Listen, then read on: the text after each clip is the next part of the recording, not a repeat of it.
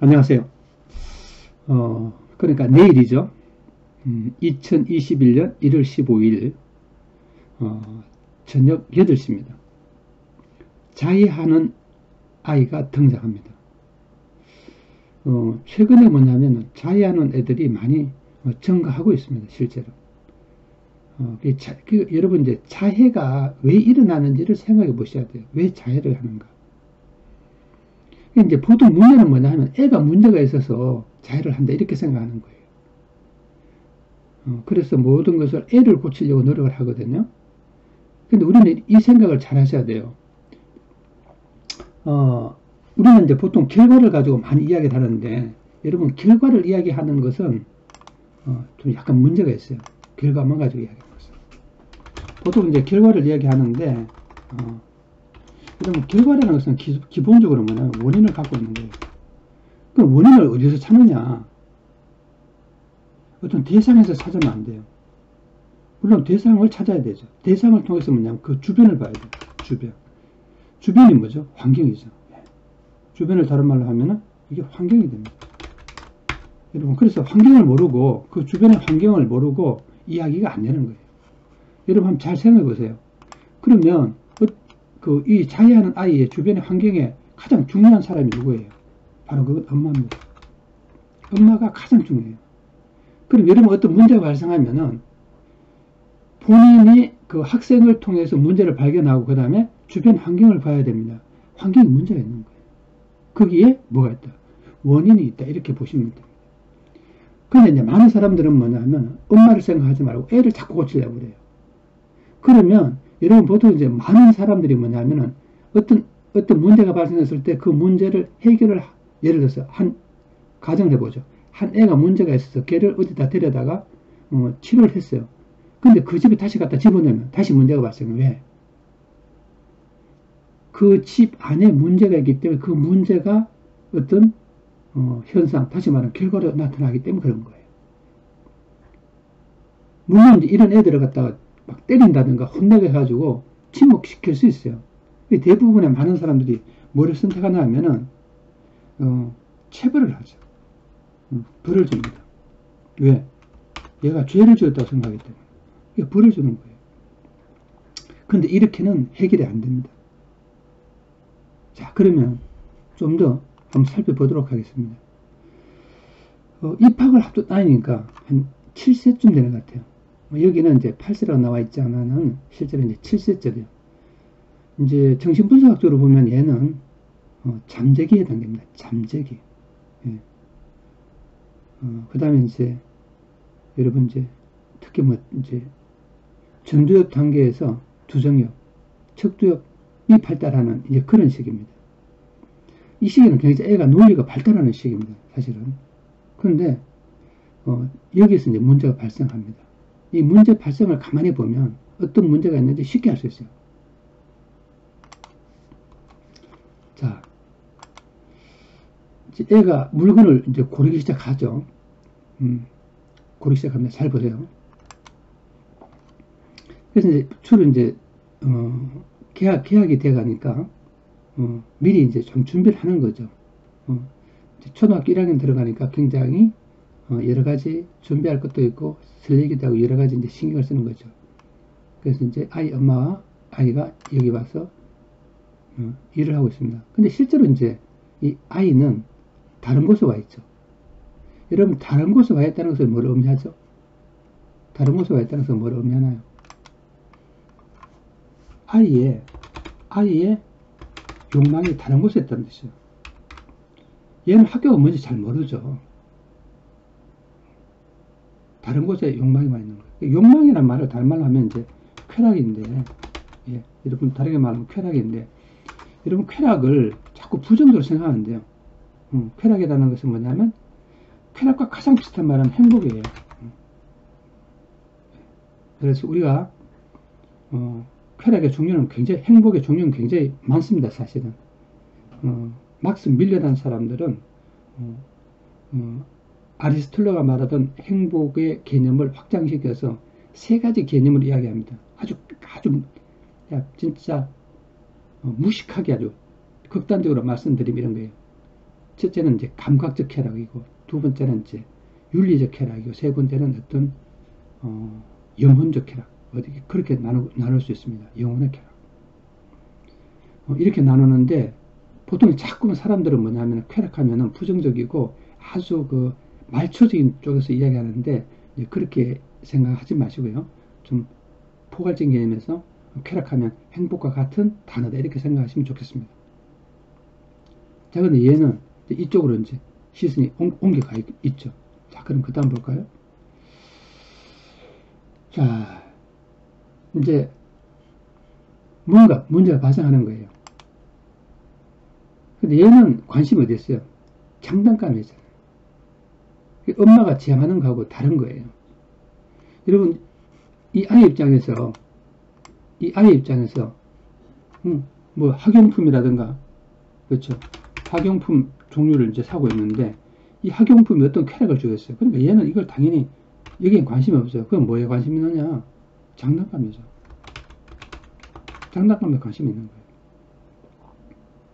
자, 그래서 처음부터 자기가 딱 봐둔 장난감을 가져옵니다. 근데 엄마는 이제 말리죠. 뭐, 여기서 엄마가 이 말린다는 이 말은, 말린다는 말은, 예, 여기서 엄마가 말린다 이 말은, 다시 말하면 쾌락을 뺏어가는 거예요. 행복을 뺏어가는 거예요. 그래서 계속 애가 어떻게 해요? 졸라보죠. 졸라보시면 어때요? 해결이 안 되는 거죠. 그래서 어떻게 하나요? 갖다 놓고 와. 이제 완전하게 얘가 원했던 어떤 쾌락과 욕망을 거절당하게 되는 거죠. 이 거절당합니다. 자, 이제 반응을 보죠. 엄마를 때리기 시작합니다. 여러분 사진을 했잖아요. 거절을 당하면은 가장 기본적으로 일어나는 감정이 뭘까요? 기분이 나쁘죠. 기분 나쁘단 말을 다른 말로 표현하면 뭔가요? 때리는 건 뭐라고 합니까? 이건 공격성이에요. 예, 공격성입니다. 엄마를 때리기 시작합니다. 자, 이제 이 공격성이 어떻게 변화하는지를 잘 보셔야 돼요. 엄마를 때리기 시작하는데 여기서 문제가 있죠. 애가 공격성이 있다는 것은 기본적으로 뭐냐면은 엄마가 공격성을 키워줬다고 봐야 돼요. 자, 다시 말하면 아이가 가지고 있는 아이의 다시 말하면 쾌락이죠. 그걸 다른 말로 뭐라고 그랬습니까? 행복이라고 이야기했습니다. 행복을 엄마가 박탈했기 때문에 그랬어요. 박탈. 그러니까 어머니가 아이의 그 쾌락과 행복을 박탈하는 순간 애는 뭐가 되냐면 분노가 되는 거죠. 분노. 여러분, 분노는 간단히 말하면 화나는 거죠. 그러니까 이 분노가 어디로 가면 공격성을 발휘하는 거예요. 그러니까 지금은 애가 엄마를 때리기 시작해요. 그러니까 이 화는 어디를 향하냐면 엄마를 향합니다. 분노가 엄마를 향해요. 자, 그 다음 볼까요? 근데 이제 엄마는 이야기합니다. 그러면 난 아빠한테 전화할 거야. 이제 이게 복잡해지는 거죠. 자, 한번 생각해 볼 필요가 있습니다. 엄마가 아빠한테 전화한다는 것은 두 가지 문제점이 있어요. 첫 번째는 뭐냐면 관계를 확장시키는 거예요. 사실 이제 문제는 뭐냐면은 이 문제가 사실은 엄마와 사실은 아이만의 문제였어요. 근데 여기다가 이제 뭐예요? 아빠를 끌어들이는 거예요. 여기에 존재하지 않는. 자, 이 부분은 굉장히 여러 가지 복잡한 면을 가지고 있기 때문에 따로 좀 떼어서 깊이 다뤄야 될 부분이긴 하지만 여기는 다룰 수가 없어요. 사실 그긴 어렵습니다. 왜냐하면 시간이 굉장히 많이 걸리니까. 자, 당연히 뭐예요? 분노가 폭발하기 시작하죠. 당연한 거죠. 화나죠. 이렇게 되면 누구라도 화를 냅니다. 예. 엄마하고 나하고의 문제를 아빠로 끌어들여서 이야기하죠. 근데 이렇게 되면 심각한 문제가 생겨요. 어떤 문제가 생기느냐? 아이는 엄마의 통제를 벗어나기 시작합니다. 엄마의 통제를 벗어나면은 이제 늘 뭐냐면 아빠가 와서 해결해 주는 거예요. 아빠가 법이 되는 거예요. 아빠의 법이 모든 걸 결정하는 거예요. 엄마의 법은 없는 거죠. 엄마와 아이와의 관계는 상실되는 거예요. 그래서 문제가 되는 거죠. 자, 이제 볼까요? 그 다음. 이제 더 과격해지겠죠. 그렇지만 어쨌든 간에 지금 현재는 어때요? 아빠는 없고 가까이 엄마가 있죠. 엄마는 아이를 통제할 능력이 없어요. 지금 현재 상황에서. 그러니까 통제할 수 없기 때문에 그건 아빠한테 넘기는 겁니다. 근데 실제로 보면은 어릴 때 그 양육을 하는 사람들은 주로 누구냐면은 아빠가 아니라 엄마예요. 근데 엄마가 만약에 아빠한테 전화를 해서 엄마가 아빠한테 만약에 전화를 해서 이런 일이 벌어지면 이거는 양육을 포기하는 거죠. 다시 말하면 아이와 엄마 간의 사이의 관계를 끊는 거예요. 그렇죠? 그러니까 여기서 모자겠죠. 엄마와 얘가 아들이에요. 그러니까 모자의 관계를 굉장히 심각하게 문제를 발생시키는 거예요. 여러분 사실 이제 이것은 이제 흔히 말하는 오이디푸스와 연결시켜서 여러분 아시죠? 오이디푸스라고. 그렇죠? 잘 아실 거예요. 아마. 이건 뭐 누구나 대부분 다 아는 이야기죠. 근데 이렇게 이제 복잡한 관계가 이제 맺어지기도 합니다. 여러분, 오이디푸스는 단순한 그런 게 아니에요. 사실 이거는 뭐냐면, 좀 본질적이게 하면은, 금기죠, 금기. 금기. 또 다르게 말하면 뭐냐면, 아빠가 아이의 쾌락을 금지하는 겁니다. 이게 사실 오이디푸스의 컴플렉스와 관련된 핵심적인 내용 중에 하나죠. 엄마는 이 관계가 깨졌다는 이야기 됩니다. 그래서 오은영 씨도 이런 이야기를 하고 있어요. 사실 이런 이야기 아니라 하여간 이 문제를 지적하고 있어요. 이제 뭐냐, 때리는 힘이 더 세진다고 해요. 그건 뒤집어 말하면 그만큼 더 폭력적이 되고 분노가 심화된다는 뜻이에요. 그러니까 때리는 힘이 세진다는 것은 분노가 심되는 거죠, 당연히. 어머니는 이런 현상만 느끼지 애가 왜 그런지 도무지 느끼지 못하는 거예요. 애 눈빛을 한번 보세요. 굉장히 분노하고 있죠.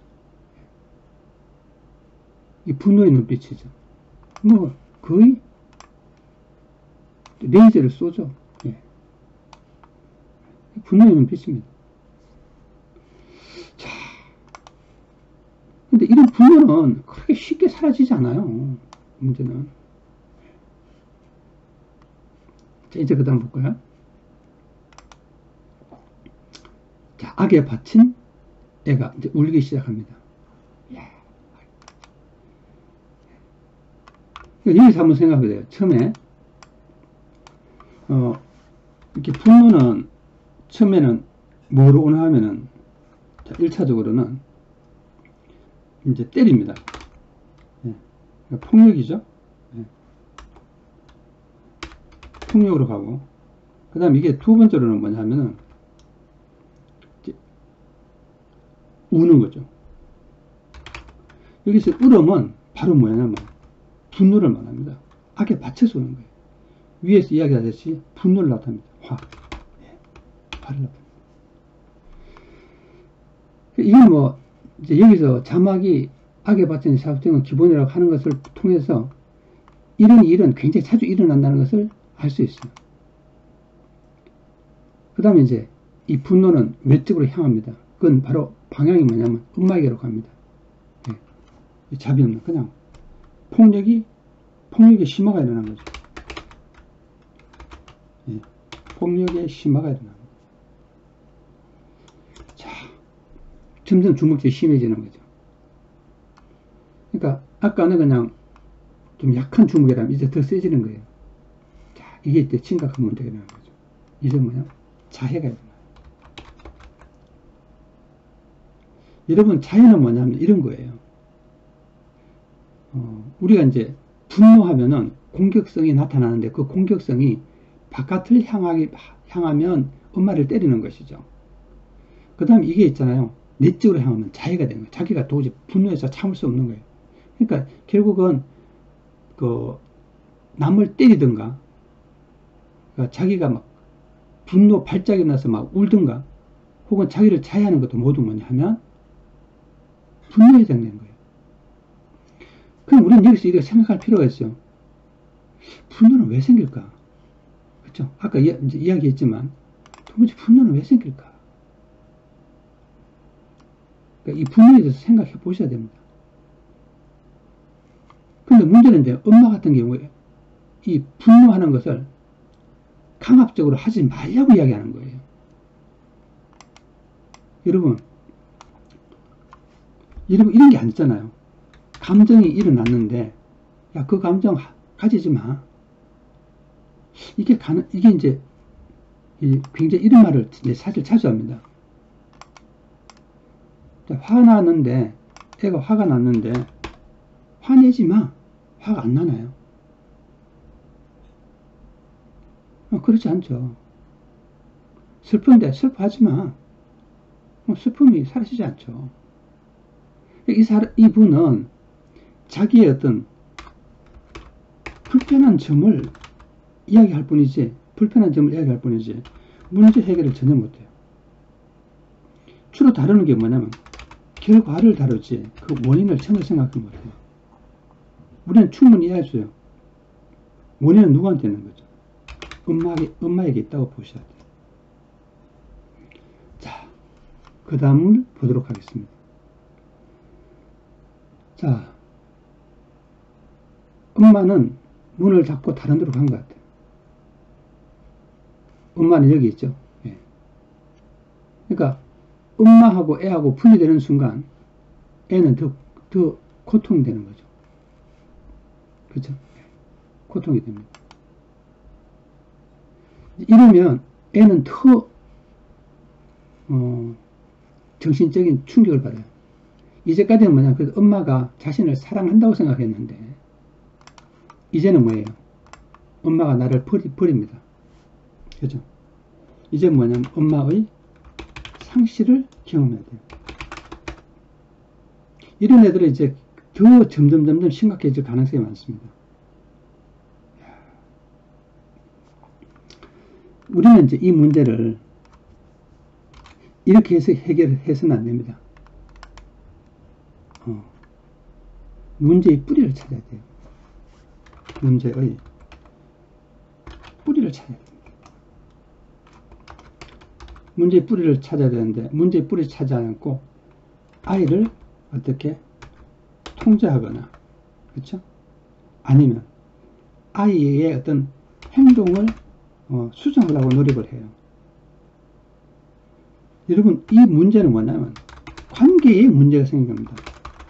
엄마와 아들과의 관계가 문제가 생긴 거예요. 그 문제를 해결해야 되는 거죠. 그 문제를 해결하지 않고 문제를 이제 어떻게 애를 갖다가 제대로 되게 만들려고 하면 굉장히 어려운 이야기죠. 물론 그렇게 되는 게 불가능한 건 아니겠죠. 이런 애들은 이제 학교 가면 뭐가 될 가능성이 많아요. 문제가 될 가능성이 굉장히 많아져요. 왜? 얘는 조그만 일에도 이제 분노할 거예요. 그 다음에 그러면 학교에서도 뭐가 일어나요? 폭력을 행사할 거예요. 왜냐면 자기 마음에 안 드니까. 그럼 이제 문제가 되는 거죠. 문제라는 게 복잡한 게 아니에요. 그러니까 얘는 남과의 관계를 그 남과의 관계에 있어서 어떤 적당한 어떤 관계를 맺지 못하는 거예요.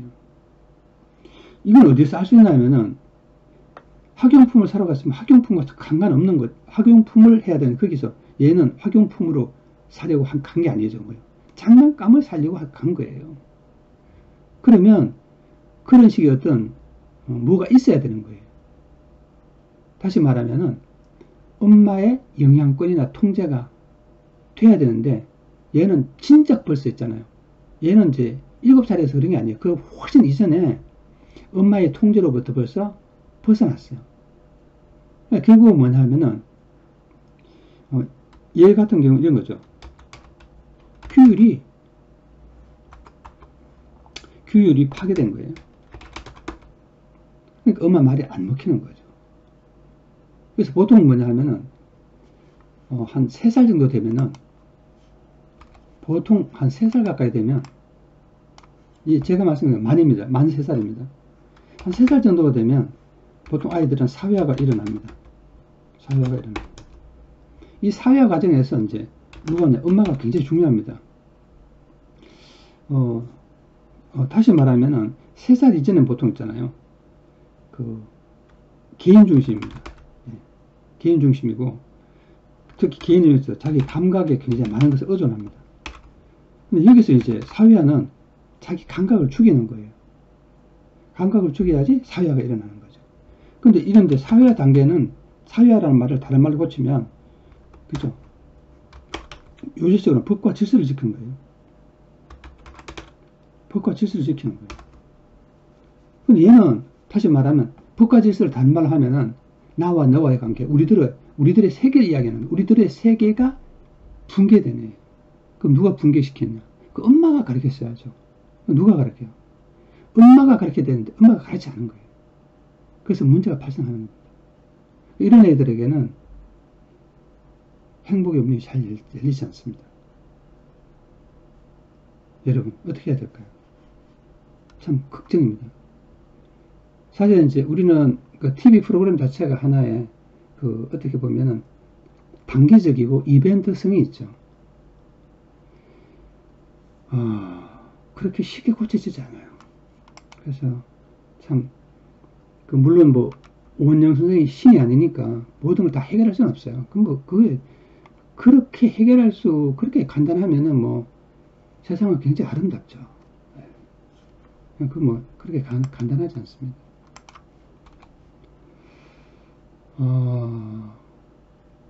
저는 그런 생각이 듭니다. 이것은 좀 더 우리 사회에 일어나는 어떤 이런 문제는 정신적인 어떤 문제들, 정신병리학적인 이런 문제들은 그 사회 전체 차원에서 다뤄야 되고 어릴 때부터 학교 차원에서 그런 걸 익히고 배워야 돼요. 그래야 가능할 거라고 생각됩니다. 자, 내일 한번 기대하시고 한번 잘 보시기 바랍니다. 감사합니다.